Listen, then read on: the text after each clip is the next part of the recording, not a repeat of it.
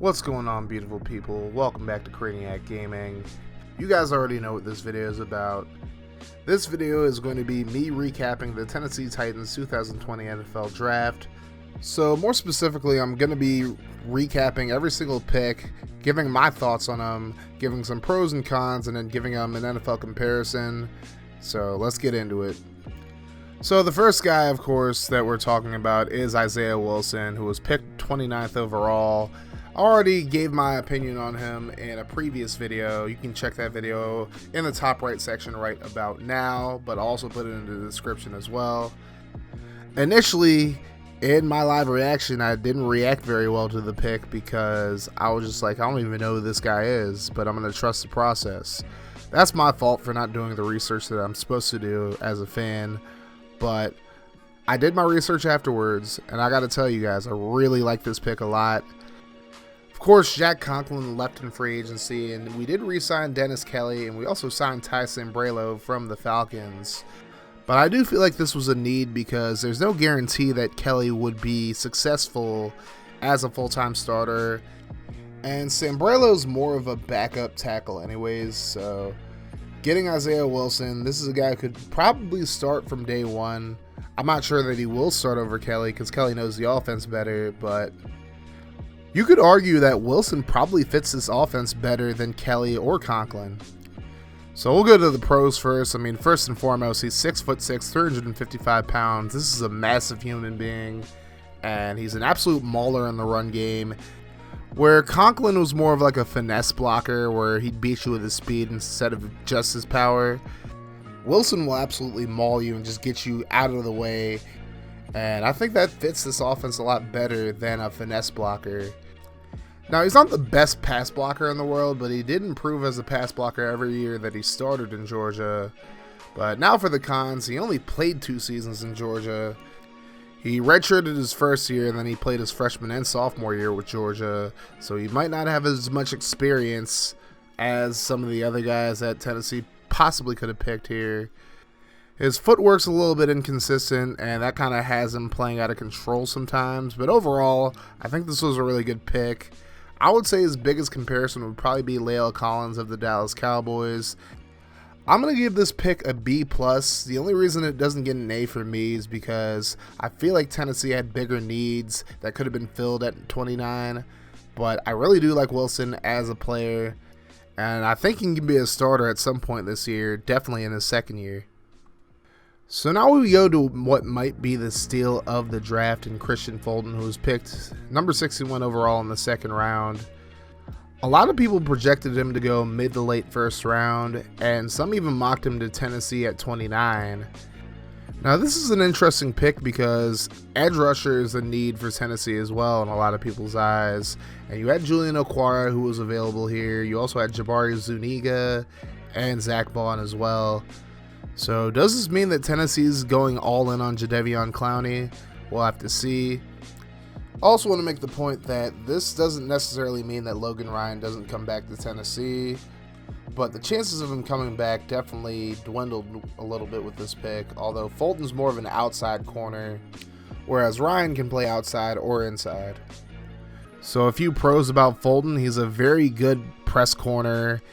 He had a lot of success against Alabama last year against 3 really good receivers in Henry Ruggs, Jerry Jeudy, and Jalen Waddle. He had a 29.1 forced incompletion percentage in his career at LSU, which is really good. And that's like remarkably good. I think the only person who had a better one was Denzel Ward. And since 2018, he only has allowed a 40% completion percentage against him. Those are all very good numbers. And it's not like he played a bunch of scrubs. I mean, again, Alabama put out 2 receivers in the first round this year. They're putting out Jalen Waddle next year, who will presumably be a top 10, if not a top 5 pick. So it's not like he's playing against scrubs or anything. Now, the cons against him is he did get suspended for almost 2 years after falsifying a drug test in 2017. But in his defense, he's kept his nose clean since then, but he did suffer an ankle injury at the end of 2018, so that's something to worry about. He's not the best tackler in the world, and he can get shaken off routes at times. Sometimes he doesn't have the best recovery speed either, which will be a problem if he's expected to cover faster receivers, and in his career he's only had 2 interceptions. Overall, I think Fulton is a huge steal at 61, and I think Tennessee definitely got their replacement for Logan Ryan, assuming he doesn't come back. He still could come back, but I don't like the chances of him coming back at this point. I think a good comparison for Fulton might be like Quincy Wilson for like a younger guy, or for a guy who was good in his prime, I would say Joe Hayden maybe. I'm going to give this one an A-. The only reason it's not like an A or an A+ is just because we don't know for sure if Jadeveon Clowney is coming to Tennessee or not. But that's a minor issue. I think Fulton definitely filled a need, and I think he could be a really good pro as long as he stays healthy, as long as he stays out of trouble. I think he can contribute to this defense immediately, and an A- is the grade. Now on to the third round. At pick 93, the Titans ended up picking up Darington Evans out of Appalachian State, so they finally get a running back to replace Dion Lewis, and he was the Sun Belt Offensive Player of the Year in 2019. On the ground, he had over 1,400 yards and 18 touchdowns on 255 carries, and we might have our second coming of Smash and Dash at this point. We'll just have to see. So now pros on Evans. He's a really good outside zone runner, which fits well in Tennessee's scheme. He's never fumbled in college at very least. 482 carries without a fumble in his career. And like I said, he's a good change of pace back from Derrick Henry. He's more of a finesse runner, and he's very elusive. Mike Vrabel said he wanted to find a running back who could also be a kick returner. Well, here you go. He returned 3 kick returns for touchdowns in his 3 years at Appalachian State and averaged 25.7 yards per return during his career. Now, the cons on Evans, he's not going to break very many tackles. He's kind of a smaller dude. And even though you would expect him to be like more of a receiving back, more of like a third down back, he's not the best route runner in the world. He'll definitely have to get better at that. Because of his size, again, he's not the best pass protector in the world, so I wouldn't expect him to protect Tannehill on third down plays. And in his career at Appalachian State, he actually only caught 39 passes, so that's about 13 passes a year. So he'll have to develop his skills as a receiver if he wants to replace Dion Lewis. Overall, I like what he brings to the team as far as running the football goes. I mean, he has really good ball security, and he's a complete change of pace from Derrick Henry with his speed and finesse. Overall, I'd say that he's pretty comparable to Ronald Jones. I think on the floor end, he's probably close to Kalen Ballage as well. I'm going to give him a B+, only because his receiving still kind of bothers me, but overall, the good definitely outweighs the bad with him, and I think he can definitely contribute from day one as well. So a B+ for Darington Evans. Alrighty, so now we're going to go to the day 3 picks. I'm actually recording this 2 days after the draft. I recorded the first part with the first, second, and third round picks on Sunday, whereas I recorded this on Monday, which is probably the day that I'm uploading this. I just didn't feel like re-recording the first part of this video, so if I sound more energetic, that's why. But anyways, now we go to the 5th round. At pick 174, the Titans selected Laurell Murchison, the defensive lineman out of NC State. Now, I've already seen people starting to call him Big Merch, and I really like that nickname. And I really like Laurell Murchison a whole lot. I know a lot of people were really upset with the Jarrell Casey trade, but this is a guy who could potentially replace Casey on the D-line.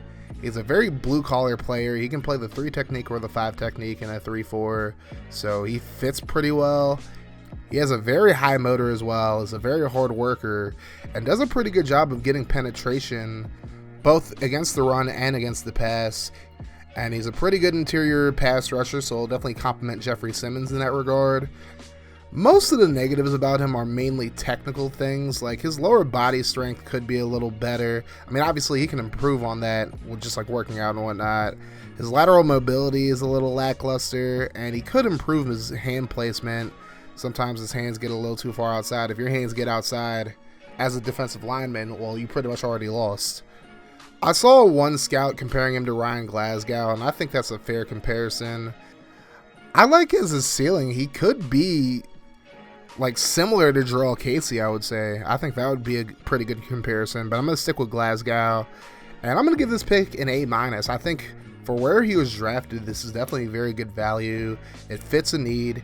And I think he can fit in as a rotational defensive lineman, maybe on passing downs. But I really like the pick of Murchison. I really like the player. We'll just have to see how he pans out. So Tennessee didn't have a 6th round pick, so we moved to the 7th round where they drafted Cole McDonald at 224, the quarterback out of Hawaii. And he more than likely is going to compete with Logan Woodside for the backup quarterback spot. Now, a lot of people have questioned his arm strength, but I think that's actually one of the strengths of his game. He has a very strong arm. I do recall seeing one clip of him just flicking his wrist and the ball went like 40 yards deep. So I'm trying to figure out where this whole he doesn't have arm strength thing is coming from, because his arm looks pretty strong to me. He's also super athletic as well. He ran a 4.58 at the combine, which was the best time for quarterbacks at the 2020 combine. His pocket awareness increasingly improved throughout his time at Hawaii, and he has a really good frame as well for a quarterback. He's 6'4", 220 pounds. And he's actually added some size as well. So I think he added about 15 pounds to his frame this offseason. And he's not afraid of taking chances, which is very similar to Ryan Tannehill. Now the cons, number one, his decision making is a little erratic sometimes, which led to him getting benched while he was at Hawaii a couple of times actually. And sometimes his ball placement isn't very good. And overall, he's coming from Hawaii, which runs a run and shoot offense, and that generally doesn't really produce good NFL quarterbacks. It just doesn't really translate well to the NFL, which is a big concern of mine. And I would say his NFL comparisons are actually somebody he looked up to, and our former quarterback, Marcus Mariota, that's one. And I would say Brett Hundley is a pretty good comparison as well. I would say that McDonald has all the tools to be a really good quarterback in the NFL. And another pro I want to mention is, apparently it's come out that last season he played most of the season with a bloody, well, I'll let you guys read the article. Basically, he's a tough son of a gun. That's all I can really say about him. And I really like the pick. I'm going to give this one an A+. I think he could definitely be one of the better backup quarterbacks in the NFL. And he already has the fan base behind him as well, so we'll have to see how he pans out. Now, Tennessee did trade one of their 7th round picks, so their final pick was Chris Jackson out of Marshall with the 243rd pick. And he seems like an effort guy who just doesn't have a ton of skill. There's not really too much I can say about him pros and con wise, because I don't really know much about him and I haven't really seen much about him. But it really seems like he'll just be a special teamer for the team. I don't really see him doing much else but playing special teams for the Titans, but maybe he'll shock the world and maybe he'll have a really good camp and find his way as like a backup corner or something like that. But, I mean, it's late in the draft. I won't really give this pick a grade, honestly. Overall, I think I'm going to give the Titans a B+ for the draft this year. My only real concern was Tennessee not picking up an edge rusher, because honestly, Vic Beasley and Kamale Correa just aren't really enough to play across from Harold Landry, and there's no guarantee that they get Jadeveon Clowney. But I like that a lot of their draft picks, especially the first 4 picks, are guys that could contribute to the team sooner rather than later. I definitely expect Isiah Wilson to start at right tackle at some point this year, and Christian Fulton will definitely be in the top 3 corners as well. And getting Darington Evans is really a 2 birds with 1 stone pick, because he'll be a really good return man for us, hopefully, and he'll also be the complement to Derrick Henry to replace Dion Lewis. But let me know what you think of Tennessee's draft if you're a Titans fan, or even if you're not a Titans fan, and let me know what you think of your team's draft as well. Thank you so much for watching this video, guys. Make sure you hit that like button and hit the sub button if you're new as well. That's going to do it for me, guys. You have yourselves a wonderful rest of your day, night, or whenever you're watching this. Like I always say, guys, no matter what happens, make sure you keep that mofo rolling. I love y'all 3,000. I'm Audi 5,000. Deuces.